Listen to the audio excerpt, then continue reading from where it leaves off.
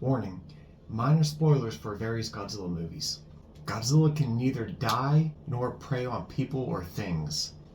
That's the new guidelines Toho has issued for all future Godzilla projects, according to Discussing Film. While I think some of these rules are justified, one of the rules is possibly universe-shattering for Godzilla and could wreck the franchise. So stay for this entire video and let me know in the comments how you feel about my opinions and Toho's new rule. Let's begin. Toho has always been very protective of the Godzilla brand, especially after the 1998 American Godzilla film reinvented Godzilla to the point of butchering him. We already know how Toho has other standards such as forbidding Godzilla to emote.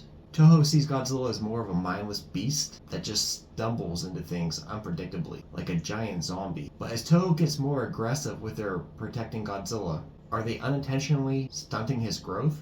These rules may seem conflicting to the history of Godzilla, as well as confusingly vague. Godzilla has been many different things and had different personalities over the decades, which appeal differently to different people. These restrictions can obviously stop Godzilla from evolving as a character, but there is some merit to some of these demands.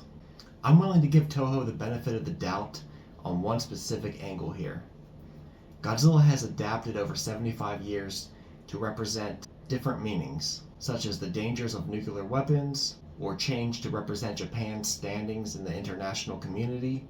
Toho now seems to have a vision for Godzilla, that he now represents the uncontrollable balance of nature. Godzilla has shown emotion in the past, but in our current state of society, this isn't the time for a relatable Godzilla.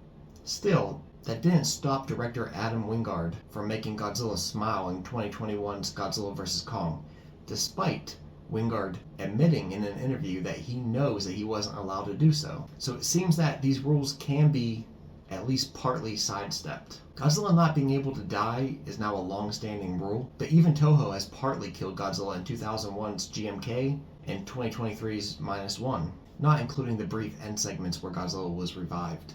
It's almost as if the directors intended to have Godzilla killed, but contractually had to revive him. In regards to the new rules, the first point of address here is when Toho says all future projects. It seems that this probably includes anime, video games, comics, television, and of course the movies, both Japanese and foreign versions. I haven't kept up with all the comics, so there's a chance that some of these rules were created in response to something that happened in books or other media, but most likely it's in response to whatever happens in the movies, the most popular medium of Godzilla. As you might have guessed, it's the context that Godzilla is forbidden to prey on people or things that's the most shocking part here. Now, I actually like the idea that Godzilla is not able to single out any one person, as in my opinion, humans should be too insignificant for Godzilla to differentiate between.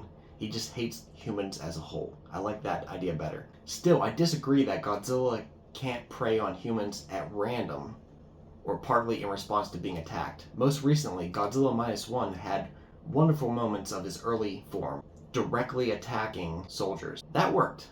Maybe because he was smaller in that form, and he was on a more intimate scale with his rampage, and that allowed him to respond more directly to humans. But overall, he should still be able to respond to humans, just not individually. However, once Godzilla was mutated in -1, his attacks on people were more random. But in 1991, Godzilla vs. King Ghidorah displayed Godzilla recognizing a World War II veteran and even deliberately killing him. And in the World War II scenes, Godzilla, while in his earlier Godzillasaurus form, was able to differentiate between USA soldiers and Japanese soldiers. Still, those are past films. But let's look at the problem with this rule going forward with future films. The biggest problem with this rule is that Godzilla can't prey on things. That could be a fundamental flaw in understanding Godzilla. What is things? Are we talking about Godzilla biting a train? Because that first happened in the original 1954 Godzilla film, and that film defined it. Perhaps Godzilla doesn't stalk trains, but to impulsively and unpredictably go after one train at random? I think that's actually a good thing. It's almost a brainless pattern, not unlike the destruction path of a tornado. Sometimes the best destruction in a movie is done without reason. But what about important things that Godzilla intentionally seeks out and preys upon, like a nuclear power plant? This is crucial to Godzilla and his friends. The 2014 Godzilla movie, the Mutos, seek out nuclear power sources. Godzilla from 1984 and 1995 and Godzilla vs. Megaguirus and other times has shown Godzilla destroy power plants or power grids for fuel. These films have all shown Godzilla actively seeking out either nuclear power plants to feed off of or other power sources. And finally, the biggest issue, if Godzilla cannot prey on anything, that could end the monsterverse. Literally. You might think I'm exaggerating, but let's look at this. The whole point of the monsterverse, Godzilla, is that Godzilla actively seeks out and preys upon other kaiju that are in his territory. He ran halfway around the world to fight Kong in the most recent Godzilla and Kong, the New Empire film. In the Godzilla vs. Kong 2021 movie, Godzilla actively seeked out the manufacturing plants that were building Mechagodzilla all over the world. Not only is Godzilla wrecking nuclear power plants or seeking out his enemies crucial, but it's actually one of my favorite parts of Godzilla. Not only can he be random, but he's also territorial, which isn't quite like a natural tornado, but it fits Godzilla. If these rules are to be taken literally, that could crush the monsterverse.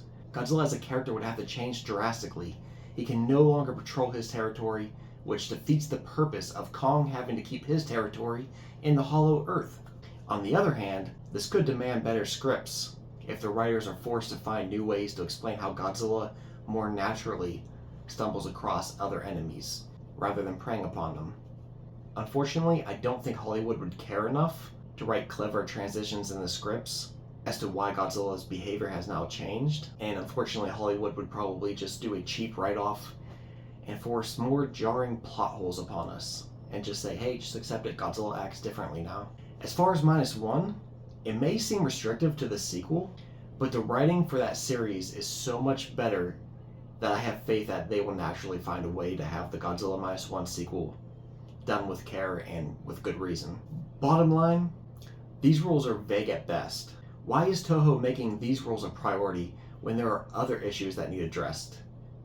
Maybe start with the rule that Godzilla should remain grounded and not flying through the air in the Hollow Earth. That feels like a little bit more of a priority in my book. Maybe a new rule should be Godzilla must always represent something in each movie, even if the meaning, like a natural disaster or nuclear weapons, maybe that always changes, but always have some kind of context to Godzilla rather than being mindless action. That's just another way that Godzilla could be held to higher standards rather than restricting who he is. Those are just some thoughts. Now I want to hear what you think about my opinions and what you think about Toho's opinions. Do you think that there's a way to save the monsterverse? Do you think that this will actually impact the narrative cohesiveness between the movies? Do you think people will care if Godzilla starts acting differently in these movies now that he can't do certain things? What is your favorite aspect of Godzilla as a character? Let me know, and thanks for watching.